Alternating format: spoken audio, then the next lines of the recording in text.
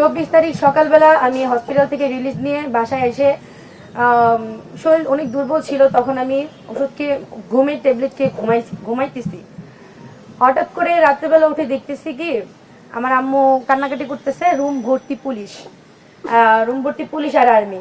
তা আমি যখন ওনাদেরকে জিজ্ঞেস করলাম আপনারা কেন আসছেন, ওনারা বললো আপনার বিরুদ্ধে সার্চ ওয়ারেন্ট আছে। তা আমি পরে বললাম সার্চ করেন।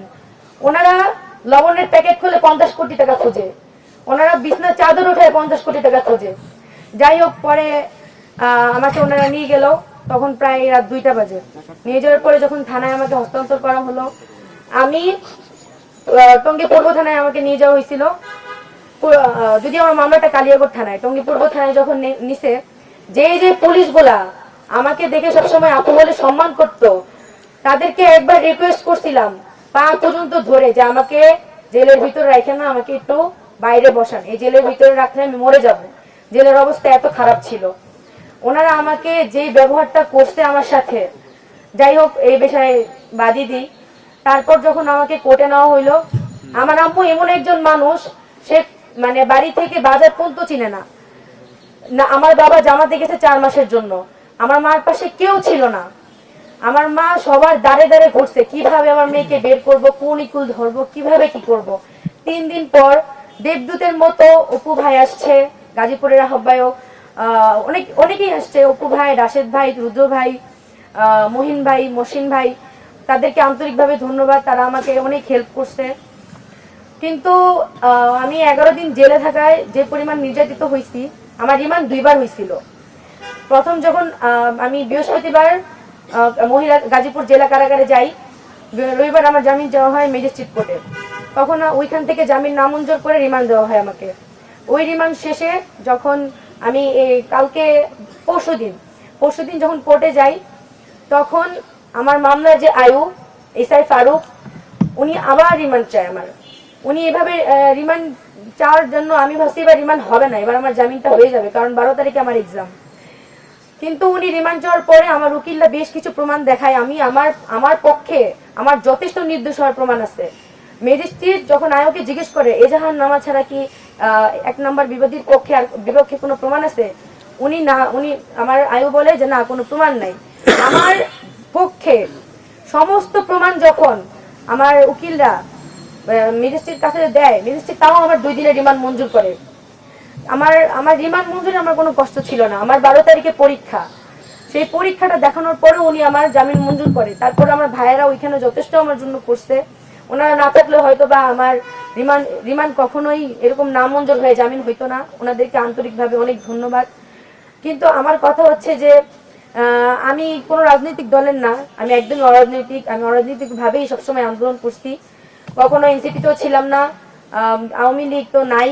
আওয়ামী লীগ, এনসিপি, বিএনপি, জামাত, গণ অধিকার পরিষদ, এগুলো কোনো কিছুতেই আমি ছিলাম না। আমি শুধুমাত্র অরাজনৈতিক থেকে আন্দোলন করছি সব সময় দেশের জন্য।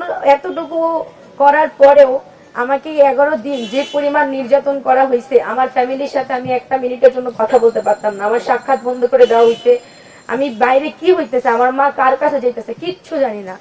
একদিন অনেক কষ্ট করে স্যারের একজন, ওই যে ওখানে একজন স্যার আছে, ওনার পায়েটায় ধরে টাকা দিয়ে আমার মার সাথে আমি একদিন দেখা করতে পারছি। সেই দিন আমার মাকে আমি একটা কথা বলছিলাম, আম্মু এটা দুনিয়ার জাহান্নাম। তারপর আম্মু আমাকে আশ্বাস দিয়ে আসছে যে আমি তাড়াতাড়ি বের হব।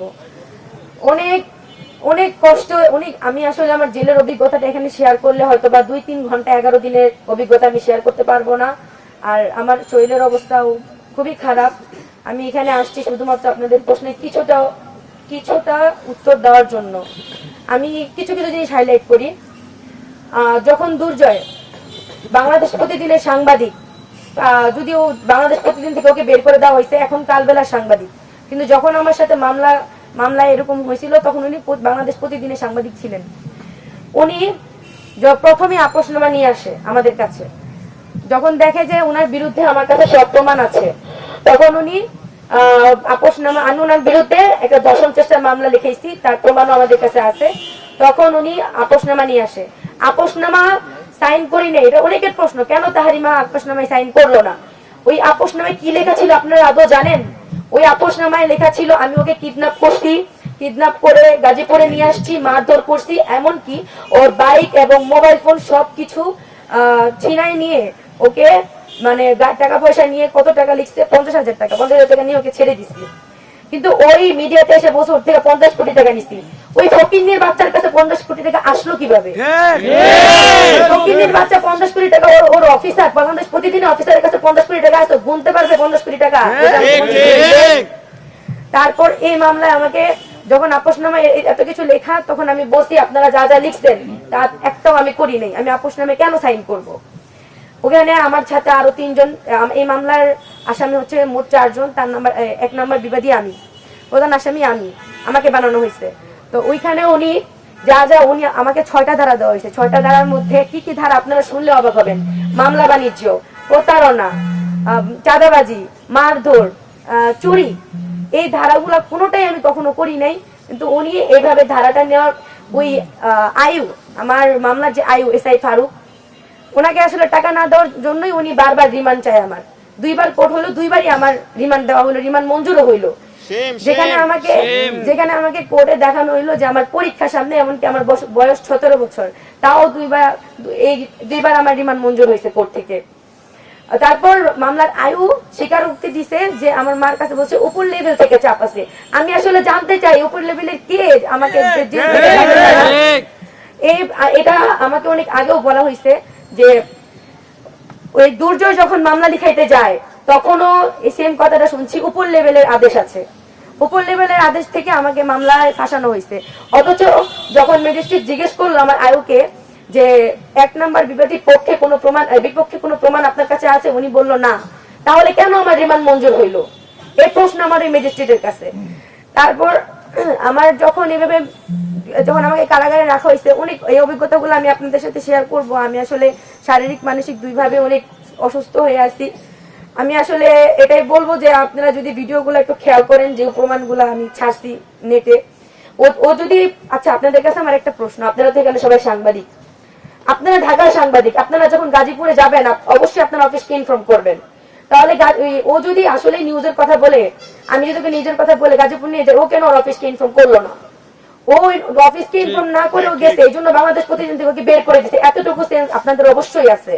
তারপরে ও কালবেলায় অ্যাটেন্ড করছে, কালবেলায় হয়তো কালকে ওকে কালবেলা থেকেও বের করে দেওয়া হয়েছে, আমি শিওর না, কিন্তু হয়তো বা এটা হইতে পারে। ও আমাকে যেভাবে প্রেজেন্ট করছে লাইভে আইসা, যে আমি ওর থেকে যে টাকা নিছি, মারধর করছি, টর্চার ছিল, এই সেই অনেক কিছু। যাই হোক, আমি এতটুকু বলবো, শুধু জামিন দিলে হবে না, আমি আছি, মাহাদি ভাই আছে, আমাদেরকে এই মামলা থেকে পুরোপুরি নিষ্পত্তি দিতে হবে। কারণ আমরা এই মামলায় আর থাকতে চাচ্ছি না, মামলাগুলো তাড়াতাড়ি শেষ হয়ে যাক, এতটুকু মানে অনুরোধ আপনাদের কাছে, যাতে আমাদের এই মামলা থেকে তাড়াতাড়ি বের করে দেয়। আরেকটা কথাই বলবো, শেষ কথা, যে হচ্ছে আমি আমার সহযোদ্ধা ভাইরা যা মানে যা বাইরে আমার জন্য যা করছে তার জন্য অত্যন্ত ধন্যবাদ। কিন্তু আমি আমার ভাইদেরকে তখনই বলছি, বের করলে প্রথমেই বের করতেন, বা 11 দিন পর বের করে আধমরা লাশ করে বের করতেন, হয়তো লাশ বের করতেন, আধমরা করে আমাকে বের করা হয়েছে। ওই 11 দিন ওই আমার কাছে ওই জেলটা ছিল টর্চার সেল। এক কথায় ওই আমার কাছে ওই জেলটা ছিল টর্চার সেল।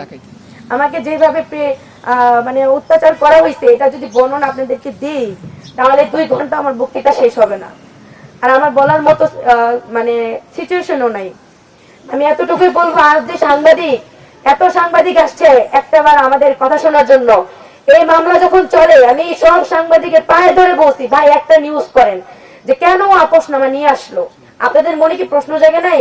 বিবাদী আপোষনামা নিয়ে যায়, বাদী কেন আপোষনামা নিয়ে গেছে? আপনাদের মনে কি এই প্রশ্নটা জাগে নাই?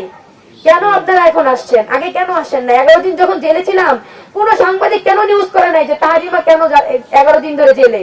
কেন এই প্রশ্নটা করে নাই? কিছু তথাকথিত সাংবাদিক আছে যারা আমার বয়স জানাও নিউজ করে, যে আসলে জুলাই যোদ্ধা তাহারিমার বয়স কত। তারাও নিউজ করে যে আমি নাকি সময় টিভির মতো এত বড় একটা চ্যানেল কিভাবে নিউজ করলো যে আমি এই দুর্জয়কে হানি ট্র্যাপ করে ওইখানে নিয়ে গিয়ে ওকে ওর থেকে টাকা নিয়ে ওকে রাস্তায় ছেড়ে দিয়েছি, চৌরাস্তায় ছেড়ে দিয়ে আসছি। সময় টিভির মতো এখন যে সময় টিভিকে ভুয়া বলে নিউজ দেয়, সময় টিভি সেম কাহিনী আমাকে সবসময় ওরা নেগেটিভ ভাবে প্রেজেন্ট করে। ওনারা এইভাবে প্রেজেন্ট করছে, সকালে রিমান্ড, দুপুরে জামিন, সন্ধ্যায় মুক্তি। এটা কেমন কথা, কেমন কেমন ভাবে এত বড় চ্যানেল গুলা এইসব নিউজ করতে পারে। ইউটিউবের কথা বাদ দিলাম, আরেকটা আছে কালবেলা, কালের কণ্ঠ। এই বসুন্ধরা মিডিয়াকে হুঁশিয়ারি দিয়ে বলতেছি, আপনারা কিন্তু প্রথম আলোর মতো শর্ট খাইয়েন না। বারবার বলতেছি, আমরা কিন্তু হাজি ভাই চলে গেছে, কিন্তু হাজি ভাই আমাদেরকে শিখাই দিয়ে গেছে কিভাবে কোন সময় কি করতে হবে। আপনারা দয়া করে, এতটুকু আপনাদের কাছে রিকোয়েস্ট, আপনারা ভালো হয়ে যান, নয়তোবা আপনাদের উপর আবার স্টুডেন্ট বা আমাদের যে ক্ষোভটা সেটা প্রকাশ হয়ে যাবে অতি শীঘ্রই। আমাদের আসলে জেলে নেওয়ার ব্যাপারটা, আরেকটা কথা, আমার সাথে জেলে আরেকটা মেয়ে ছিল, সে হচ্ছে জগন্নাথ ইউনিভার্সিটির স্টুডেন্ট, তানজিলা তাবাসসুম, অর্থনীতি নিয়ে পড়তেছে সেকেন্ড ইয়ারে। ওই মেয়েটাকে পুরো গুম করে রাখা হয়েছে। আমার ফ্যামিলি তো জানতো যে আমি জেলে, কিন্তু ওর ফ্যামিলি জানে ও হলে, ওর ওর ইউনিভার্সিটি স্টুডেন্টরা জানে ও বাসায়। এইভাবে স্টুডেন্টদের মুখ কেন বন্ধ করা হচ্ছে?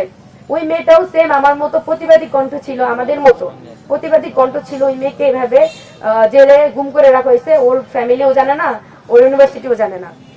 এইভাবে আমাদের কণ্ঠ রোধ করে রাখা হয়েছে কেন? কে এই উপর লেভেলটা, কে যার জন্য আমাকে আমার ফ্যামিলির সাথে সাক্ষাৎ বন্ধ করে এভাবে টর্চার করা হয়েছে?